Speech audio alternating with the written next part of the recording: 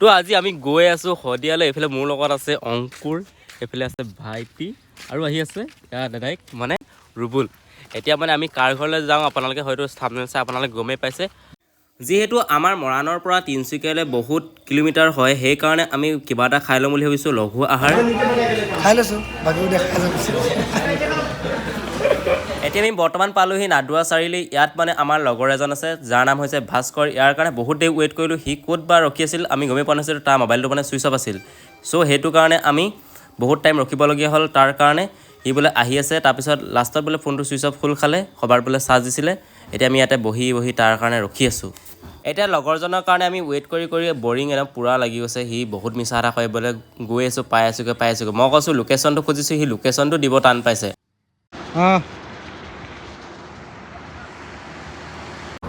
Hello' guys, আমি ডুমডুমা পালোহি, কিন্তু কি হ'ল চাবনে মোৰ কণ্ডিশ্যন। মই গাড়ী উঠাৰ আগতে এটা বস্তু লক্ষ্য কৰোঁ যে গাড়ীৰ চকা পাম্প আছেনে নাই।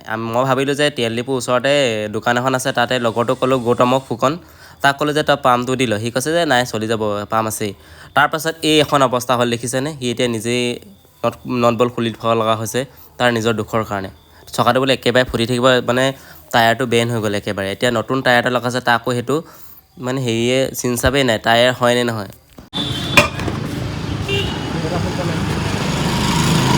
কি ক'বা? কি নক'ম আৰু অৱস্থা দেখিছে।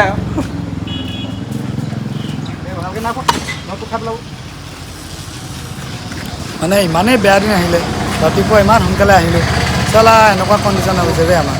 কি ক'ম আৰু তই কি ক'বা তুমি? দুখৰ দুখ হৈ গৈছে জীৱনত, ইমান দুখ হ'বলৈ ভবা নাই। তুমি কি ক'বা? কি ক'ম আৰু দেৰি হৈছে আৰু ৰ'বা আৰু বাকী দেখাই আছোঁ। 1 ঘণ্টা 2 ঘণ্টাৰ পাছত আমাৰ অলৰেডি চকা ফিটিং হৈ গ'ল। আৰু আমাৰ ৰাজীৱ শদিয়া দাদাৰ ঘৰলৈ আৰু বহুত কিলোমিটাৰ আছে, এতিয়াও প্ৰায় 75 কিলোমিটাৰমান আছে। আমি হয়তো ৰাতি হ'বগৈ চাগে। আৰু এইফালে মই আমন জীৱনকৈ বহি আছোঁ। সিহঁতক মই প্ৰথমতে কৈছিলোঁ যে চকাটো চেক কৰি ল। সিহঁতে মোৰ কথাটো নেমানিলে। এয়া অৱস্থা দেখিলেনে। আৰু অৱশেষত আমি যাত্ৰাৰ অভিমুখে গৈ আছোঁ ৰাজীৱ শদিয়া দাদা ঘৰলৈ। এইবিলাক দেখিছেনে বেনাৰবিলাক, ইয়াৰ পৰাই মানে ঢলা শদিয়া ব্ৰিজ নৌপাওঁতে এইবিলাক বেনাৰবিলাক লগোৱা আছে।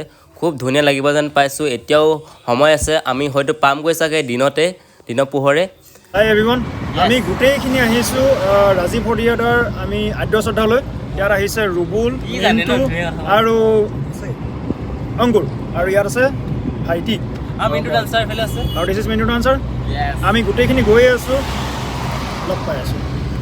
এইয়া ঢলা শদিয়া ব্ৰিজ পাই গ'লোঁ। অসমত প্ৰথমখন নহয়, ভাৰতৰ প্ৰথমখন আমাৰ ঢলা শদিয়া ব্ৰিজ, য'ত আছে আমাৰ অসমতে। আপোনালোকে হয়তো বহুতেই গম নাপায় যে ঢলা শদিয়া ব্ৰিজখনত কিমানটা খুঁটা আছে। মই এতিয়া আপোনালোকক কৈ দিছোঁ শুনক। 183টা খুঁটা আছে। আৰু ইয়াত তলৰে ৰেল যাত্ৰা নহয়, ইয়াত অকল গাড়ী বাইক এনেকৈ। আৰু অৱশেষত আমি পালোহি ৰাজীৱ শদিয়া দাদা ঘৰলৈ যোৱাৰ ৰাস্তাটো। এতিয়া আমি ৰাজীৱ শদিয়া দাদাৰ গানবিলাক লগাই গৈ আছোঁ। এতিয়া আপোনালোকক শুনাব নোৱাৰোঁ, যাতে আমি কপিৰাইট খাওঁ। কপিৰাইট নোখোৱাৰ বাবে আমি আপোনালোকক শুনাব নোৱাৰোঁ, তাৰ বাবে একেবাৰে একদম অত্যন্ত চৰি।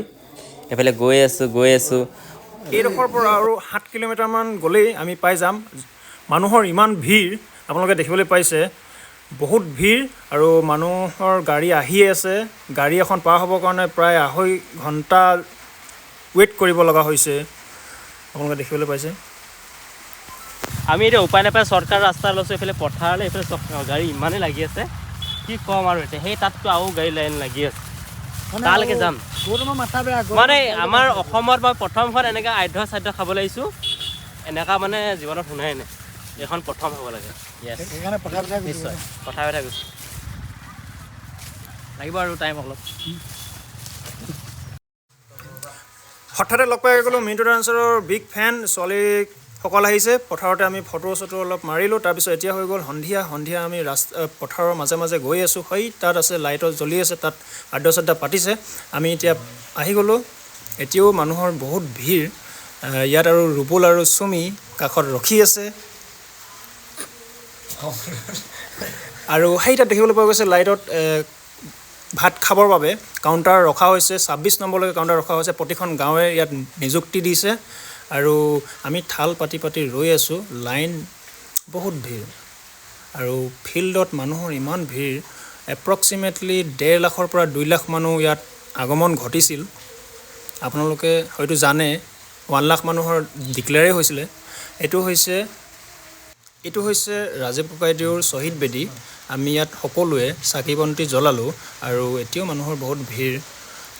আৰু এতিয়া ইয়াৰ ৰুবুল আছে চুমি। আমি এতিয়া ভাত খাবৰ বাবে গৈ আছোঁ।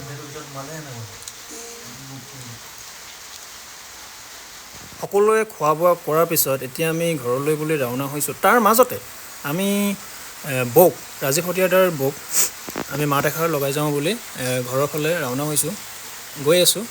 সেইটো আপোনালোকে হালধীয়া ঘৰ দেখিবলৈ পোৱা গৈছে। তাতে আছে ৰাজীৱ হতীয়াৰ নিজৰ বাসভৱন। আমি গৈ আছোঁ। মানুহৰ এতিয়াও বহুত ভিৰ। চাওকচোন বাৰু মানুহৰ কোলাহল ইমান মানুহৰ মৰম আপোনালোকে দেখিবলৈ পাইছে। বৌক বহুত সুন্দৰকৈ সকলোৱে লগ কৰিব আহিছে। আপোনালোকে নিজেই চাওক, ইমান মৰম মানুহৰ আহিছে, মাত লগাব আহিছে। কিমান মৰম চাওকচোন। এই তাকে তেওঁকে দিছোঁ।